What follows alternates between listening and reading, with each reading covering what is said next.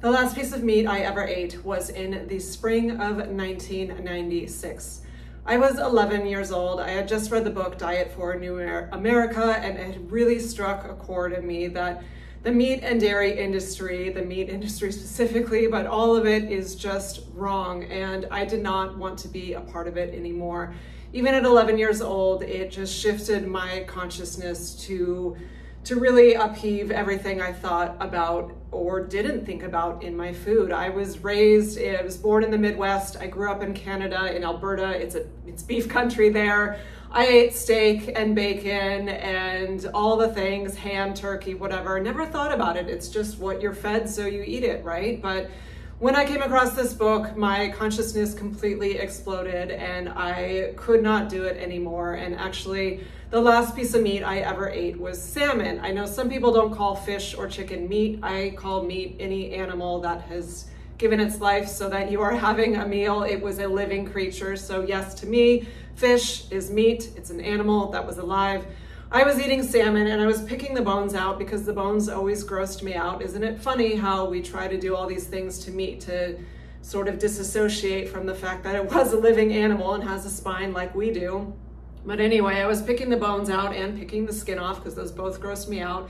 And my cat that I loved, my big black kitty cat named Jack, R.I.P., came up to the table and was meowing, probably because he wanted the salmon. And it just clicked in this really deep way of, how is this any different that I am eating this salmon when I could be eating my cat, my beloved cat, who we adore? And in some countries, they do eat cats and dogs, and we shun them for that. But I just had this really profound shift of, it is no different than eating this salmon than putting my cat, who I adore, who is my best furry friend, on a plate and eating him. It just felt completely wrong, and I pushed it away and didn't finish it and never have eaten a piece of meat since then.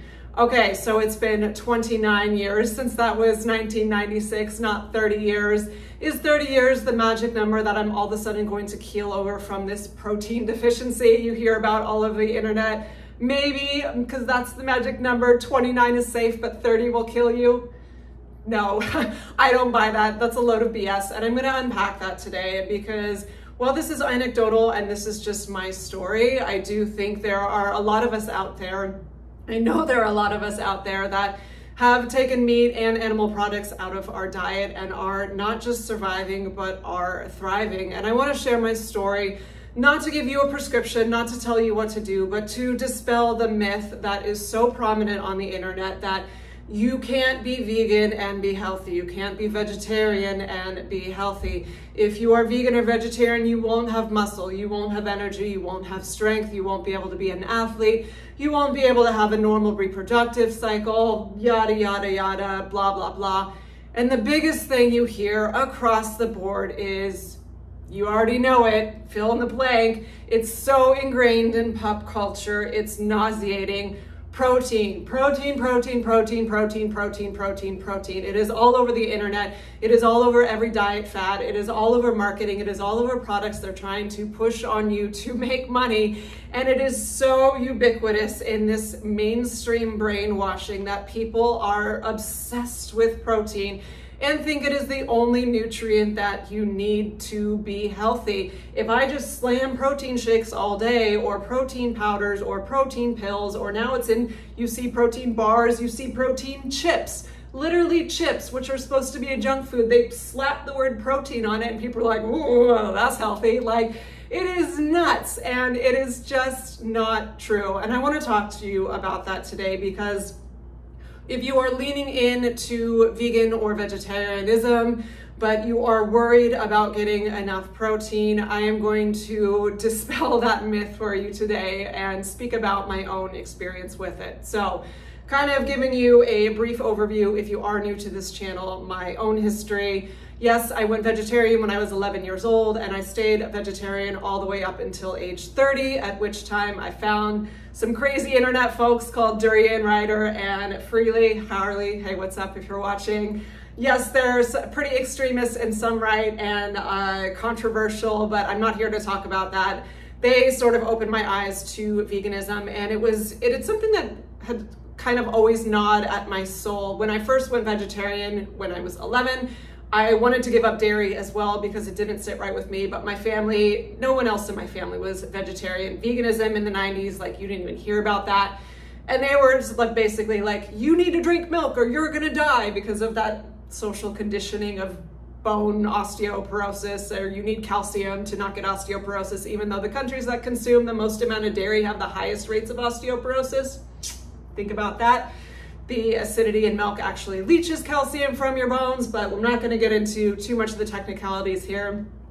So anyway, I was vegetarian for a long time, but it was creeping up in my late 20s of just, I started hearing about veganism, and because you didn't really hear about it so much in the 90s, the early 2000s, it was not a big movement, but it was starting to kind of weigh on me, just the level of which I was consuming things for my benefit that were at the cost of another living creature's benefit. And I found these videos on veganism and something clicked. And then I watched the documentary Earthlings, which if you are wanting to know more about veganism as a whole, I highly recommend that documentary. It's free on the internet. You can find it at earthlings.org. Joaquin Phoenix helped produce it along with Moby. Joaquin Phoenix narrates it, Moby does the music. It's beautifully done, but it is horrifying to know what we are doing on an industrial level for these animals, for our consumption, for these animals that have no say in what we are doing to them. We don't treat them as a living being, we treat them as, oh, this is just a thing I will use for my benefit. And they live in horrible, horrifying concentration camp, worse than concentration camp conditions on the level of trillions every day, and we just push it away and don't think about it. And it's not just with meat, it's with dairy and eggs also. So when I saw what was happening with cows and with chickens, baby male chicks are just ground up alive, thrown away as a useless product. There's such cognitive dissonance. So you see a cute little baby chicken and everyone wants to pet it and hold it. And yet if you're eating eggs, you're part of an industry that will take these baby male chickens and, oh, you can't reproduce and make eggs for me? Throw it in a grinder or throw it in a gas chamber. Literal gas chambers, yes, they have that. Yes, that's a practice. And just throw it away as a waste product. But what really got me with dairy is, and what made me go vegan on the spot, is just the practice.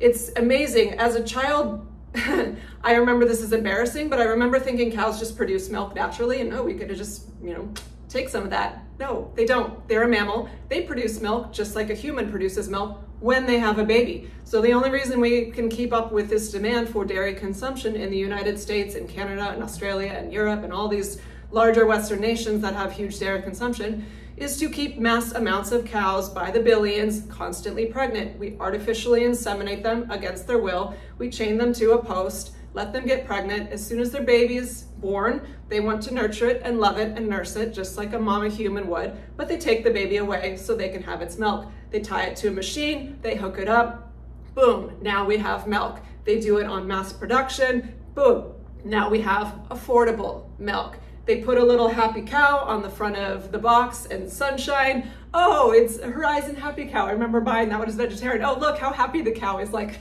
dude, that's just marketing. These cows are not happy. And when I saw that documentary and saw this footage of this, I not only bawled my eyes out, but it again was another existential shift of me, myself, having been separated from my own mother when I was very young. I was 18 months when we were separated, and that caused a lot of healing that needed to happen in my life, a lot of pain that needed to happen within my life. But it just struck a chord of knowing how much suffering that caused me to be separated from my own mother. How could I support an industry where babies are taken from their mothers every day just so I can have this milk, which down the line I realized was actually causing acne in me, causing bloating in me, causing massive amounts of mucus in me. And when I took it out, I felt leagues better. So it was a win-win. But I remember the last animal product I put in my body was milk. And it was a latte of all things, a bougie like $6 latte from some fancy coffee shop,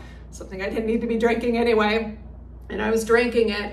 And I just watched that documentary like 2 days before, and it just hit of the hypocrisy of knowing how much in my life I've struggled because of that trauma that happened in my childhood and how much of a discord that was with just the ethics of this industry. And as I was thinking about it, I literally dropped the latte on accident, and I was in a store and it was embarrassing. I'm like, oh, sorry, I had to like help clean it up. Like, but that was just the universe, like in that morning, like boom, like, nope, I'm done. And I was done in that moment. And that was in 2014. And that was like one of the last days of November, and December 1st, 2014, I went vegan, and I have never looked back. Now, I will say as a side note, because someone has jumped in the comments, yes, I have leather boots. That's not what this video is about. I didn't wear leather for the first 7 years of being vegan because it really, I still don't want anything to do with any animal consumption, but there is sort of a problem with synthetic vegan shoes falling apart, and after just the wear and tear of shoes, specifically with the nature of how they're worn. After throwing way too many pairs of synthetic leather shoes in the trash, I did invest in a pair from that would last me and not fall apart, because those materials do not break down in the environment, because I am an environmentalist as well. So it is hard to balance the right decision on it. Do I feel great about it? No, but I'm doing my best here. And that's, as a side note, many people get turned off to veganism too because of this perfectionism, all-in mentality. I don't expect the world to go vegan overnight or 100% vegan in my lifetime at all. I'm realistic. But if people could make 50, 60, 70, 90% more vegan choices, that would still be a better thing for the environment. So that is why I am open about the pair of leather shoes I have. So if you want to strip me of my vegan title for that, fine. But I do think there's a difference between investing in a pair of shoes you'll wear for 15 years, 20 years, and that I gave a blessing ceremony to, versus, the fact that I haven't eaten animal flesh since 1996, and I won't for the rest of my life. But that aside, let's get to the protein part of it, because that's why you all clicked on this video. In my time as a vegetarian and a vegan, I am going to give you a list of things I was able to do. I was on the United States national team for synchronized swimming. I represented my country, and we trained 60 hours a week in the pool, 10 hours a day, 6 days a week in the pool, grueling hours. That's more than Michael Phelps did, by the way. And on that time, I was also going to college full-time, which I graduated early with cum laude honors in my business degree. While I was doing that, I was also working at Starbucks, and then I went on to compete in the United States Olympic trials, where I placed top 14. I then went on to perform in a Cirque du Soleil style show called Le Rêve in Las Vegas. It was the #1 rated show for 10 years. You can look it up. And from then I went on to be a dancer and aerialist, and was also managing a coaching and teaching and choreography career on top of that. So there were many days where I would dance and perform until 3 a.m. and then sleep a couple hours and get up and teach for 5 hours and then go dance at night. Is that the healthiest thing to do long term? No, sleep is important, but it's what I wanted to do career-wise. But the point why I'm bringing all of this up is not to say, ooh, look how important I am. It's that I was able to do really extraordinary feats of difficulty on my body while not consuming animals.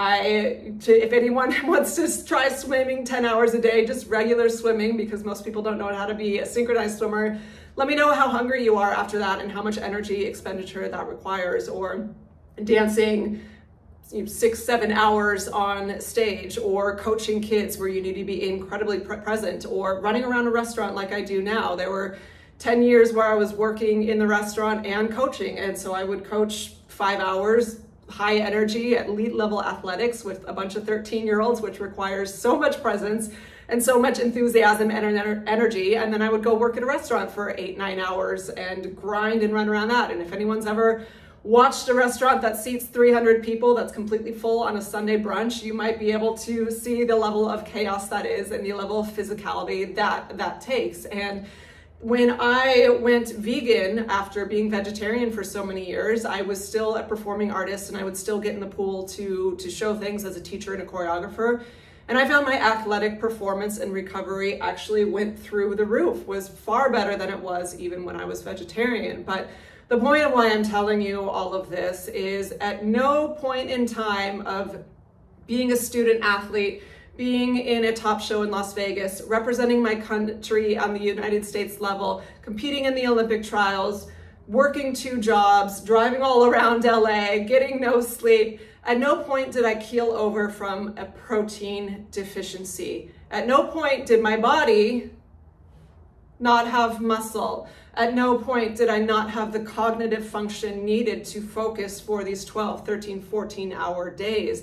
At no point did I not have energy to do the physical feats that I needed to do as an athlete. You can check out in my shorts. The reason I put up all those sort of fun workout videos or strength type exercises, yeah, because they're fun, but it's not really to be like, ooh, look what I can do. It's, hey, I'm vegan and I'm also strong. And I'm not 2 days vegan, I'm 10 years vegan, and I'm 30 years, 29 years, whatever, same difference at this point. 30 years of not eating animal flesh, and I am muscular, I am fit, I am a healthy BMI. I don't like to talk about height and weight because your aesthetic is not the most important thing in life. How you feel is the most important thing in life. Getting caught up on numbers like that can be a very distorted way to think, but for the sake of this video, I will share that I am 5 foot 8 inches tall. I don't know what that is in centimeters. Sorry, my European friends. I'm the American system here, but I am 5 foot and 8 inches tall, and I don't weigh myself on a daily basis. I don't have a scale. I don't believe in that, but the other day there was a scale out and I hopped on it and I weigh 136 pounds. That is a very healthy, normal BMI. My cycle is completely normal. I bleed every full moon. I ovulate every new moon. It's fun to be synced up to the moons like that. It's normal. It's not overly heavy. It's actually quite light and quite easy. And when I did take dairy out of my diet, my cycle actually lightened up even more because I wasn't having all of those exogenous animal hormones in. I do have a video titled 12 Things That Healed When I Went Vegan. Is there a lot more that goes into healing than just how you eat? Absolutely. That's why I'm not here to prescribe veganism as this magic pill that's going to cure everything for you. But I am here to say, if you are leaning into it, it is possible, absolutely, to be healthy. You need to experiment and find the ways of eating that work for you. And if you're worried, because most people are, because that's the question over the 30 years that I have not eaten animals, I've gotten probably 8 million frickin' times is, how do you get your protein? The answer is, I eat food. Do I count my macros? No, I think that's nonsense. No other animal in nature has to count their macros. The answer is I eat enough. I eat what I'm craving. I eat what satiates me. I eat what gives me energy. I stop when I'm full. If I am tired, chances are I probably need to rest. Every once in a while, if I got busy or I'm traveling or I'm with friends and I don't eat foods I normally eat, sometimes I'll accidentally undereat and I'll pay for it the next day and I'll feel more tired. So I'll eat more the next day. But if you eat enough, you will meet your nutritional needs. And this idea that you need this many grams of protein, it is marketing. The protein industry is a massive sector of the health industry, but stop and think for 1 second, scratch your head maybe.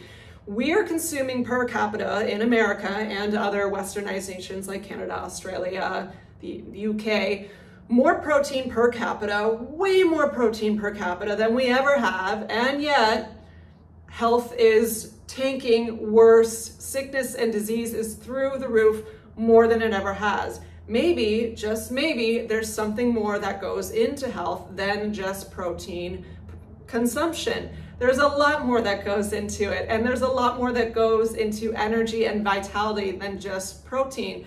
I don't sit and say, okay, I need to get 30 grams of this meal and 30 grams of that. No, I say, I'm gonna eat some fruit because when I eat fruit, I feel freaking awesome. And then for lunch, maybe I'll have a salad, maybe I'll have more fruit, maybe I'll have some oatmeal, maybe I'll have some cereal, or maybe it was a busier day and I just eat breakfast and dinner, but my dinner is gigantic. If you are scared of big portions, if you are scared of carbohydrates, you're probably gonna have a hard time on a vegan diet, because the answer is, where do I get my protein? I don't care. I care where I get my carbohydrates. Yes, do I eat protein? Yeah. Do I eat fat? Yeah. Do I have any idea what my macros are? No, I don't care, because I don't go off of what some dude in a white lab coat is telling me what to do with my body. I go off of how my body feels when I eat food. So I've tested it out. I could stuff myself full of tofu and lentil and beans all day. I'll probably get bloated.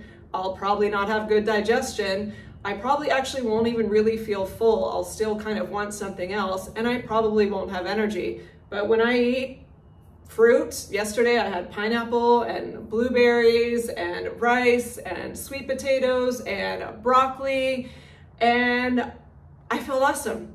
Today I'm probably gonna have some dates and some apples and maybe some cereal and maybe probably rice and sweet potatoes again, honestly, for dinner, because I like eating the same thing all the time, but that's not necessary. My point is, rather than follow someone's prescription, someone's dogma, something that's a marketing machine, tune into your own body and do the experiment for yourself. And there are people out there who've tried veganism and tried every angle of it and it didn't work for them. And okay, that's fine. That's valid. At least you tried. But for those of you out there that are terrified, that have commented on my videos, oh my God, she must be just starving after each meal. Like, really? Are you in my body? Are you living the day? Did you do the psychotic day at the restaurant I just did the past 2 days where I was running around like crazy for 8 hours and still had energy afterwards because of the meals that I eat? Like, do the experiment for yourself. Let go of the dogma, let go of what someone else is telling you, do the experiment for yourself. Or if you don't want to be vegan at all because it's not calling to you, like fine, then don't. But you don't need to sit on the internet and hate people that are doing it and succeeding and assume that just because they're not meeting this macro that someone decided is truth, that they must be starving or dying or have a protein deficiency. Like, it's just total nonsense. And what I'll leave you with is this: if you are called towards veganism, which there's two people that clicked on this video. There are trolls that just want to hate on me and they're just chomping at the bit in their keyboard to say that I'm wrong. Like, dude, cool. If that's what you want to do with your day, like, great, have at it. But my heart goes out to you. And then the other group that clicked on this is people that are interested in veganism or care about it and already are and just want to see the message getting out there.